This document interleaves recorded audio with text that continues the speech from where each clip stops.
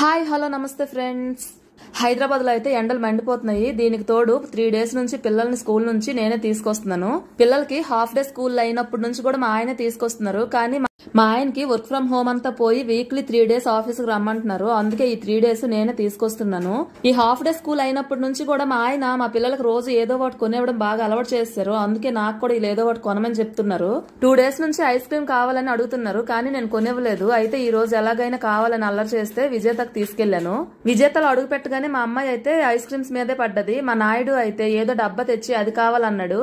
ఆ డబ్బా లోపల జెమ్స్ లాగా సౌండ్ వస్తుంది. ఇంకెందుకు లేరా ఇంట్లో జెమ్స్ ఉన్నాయి కదా అని చెప్పి వద్దనేసాను. తర్వాత కిండర్ జాయ్ కావాలన్నాడు.